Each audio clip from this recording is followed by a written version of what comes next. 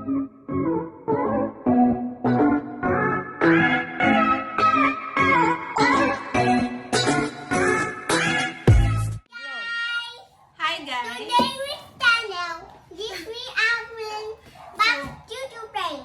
are going to unbox this coffee maker we ordered from Lazada.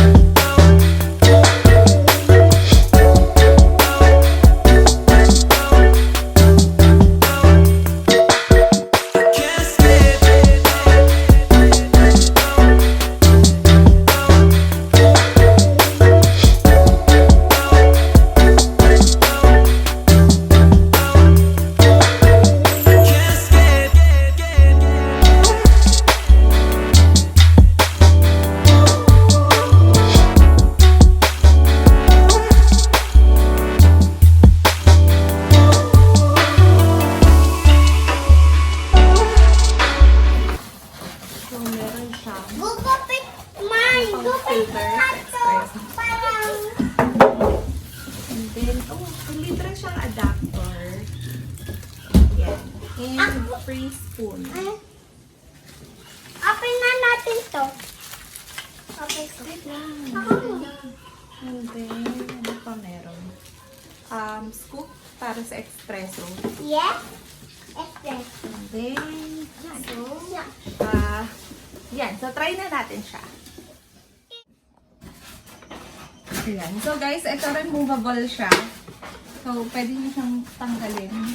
And then, made of plastic siya. Pero, okay lang yan. So, lagyan natin ng tubig.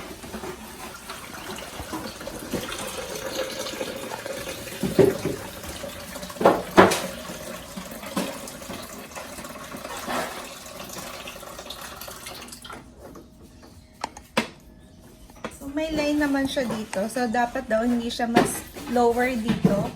And, dapat hindi siya lalagpas dito. Habit na natin. Ate Toby, kupit mo nga yung box sa akin. Gawin natin. Parang may water.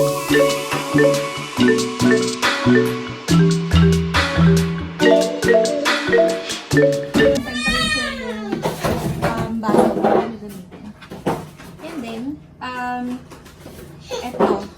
Gamitin ko muna yung folders kasi naubusan ako ng Starbucks beans. So, check natin kung pwede siya.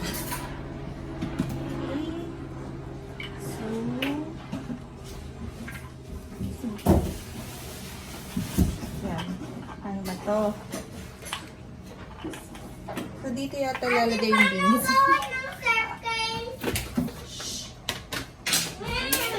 Yan, meron siyang scoop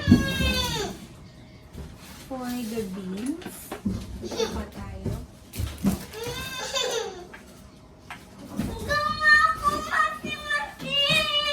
Tapos itong part na to, pang press para tama ba? Yan. And then,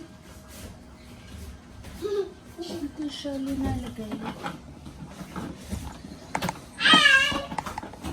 Ano ba ito? Ayan.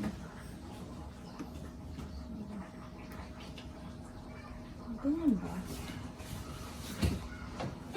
Color, please. Hanggang ito ba ito? Baka napanood kasi ako din na nalak. Pumalsat sa kanya. Ganyan tama ba?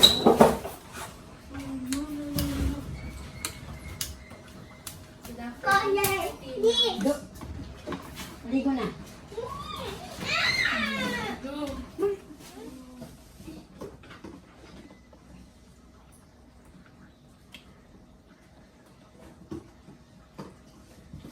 Tapos kasi.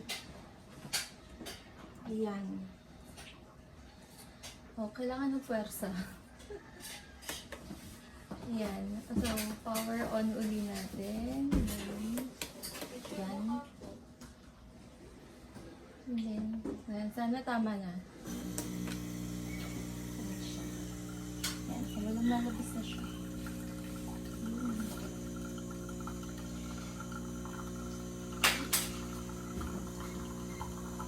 Hindi ko kaya ito. Ayan.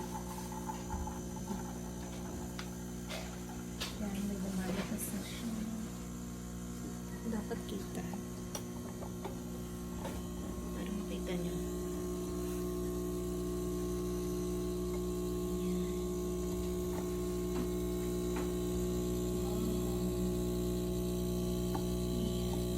So, pag stop nyo,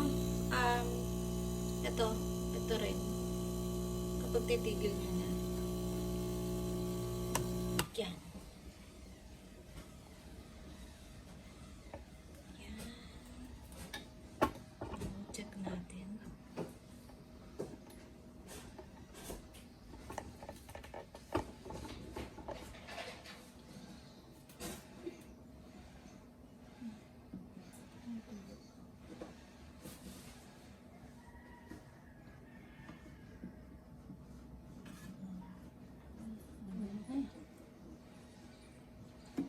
Ayan, ano naman yun? So, ayan. Kita ba? Ayan. May bubbles siya. Ayan. So, unlike dun sa American style na coffee maker, wala siyang ganito. Ayan. Wala yung hindi na-extract yung oil from the coffee beans. And wala siyang ganyang bubbles. Akala mo, may alam sa kape. So, ayan. So, try na natin yung milk steamer. Ito muna. So, dahil wala siyang ayan. So, kanina pa pala ako salta. Napuno na pala yung storage ng phone ko. So, ito, timpla na ako, nakapag-steam na rin ako ng milk. So, ayan na siya. Yan. So, mas masarap siya compared nga dun sa American style na coffee machine. Ayan. So, ano bang masanabi ko kanina? So, yun. So, kaya ako bumili nito kasi nasira ko nga yung pot nung coffee maker ko. So, ito siya. So, gumagana pa siya, pero nabasag ko nga yung pot niya. And wala akong makita sa Lazada na katulad nung replacement nun para doon sa nasira. So, ito yung nabili ko kasi yung ibabaw niya hindi katulad nung sa original na gamit ko doon na meron siyang butas dito para doon tutulo yung coffee.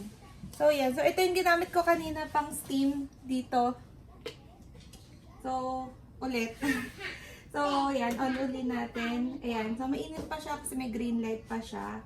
I'm not sure if indicator light to kung kailan ka titigil or indicator light lang siya kung nasa tamang temperature. So, ayan. So, kanina, ayan. Nagay ko lang siya dito and itong part na, itong bilog na to, siya yung pang on. So, nyo lang siya pa left, to the left. So, the more na i-heat ko siya to the left, siguro the more heat or the more yung init. I'm not sure. Pero yan. So, kanina yan nilagay ko dyan. So, ito na lang yung natira. Pero, mga half nito yung nilagay ko. Ayan. So, maririnig niyo. Yan, di ba? Yan parang kapag umorder ka sa Starbucks, nung tumutunog na ganyan. Yan. So, yan siya. So, gumagana siya. So, off ko na. And, yan. So, kanina, nag-attempt akong gumawa na ng latte art. Kasi, hindi tayo marunong yan. So, yan. Yan. So, ito na siya. So, ayun nga. Kanina nag-attempt ako kaso ang pangat ang hitsura. So, hinalo ko na siya.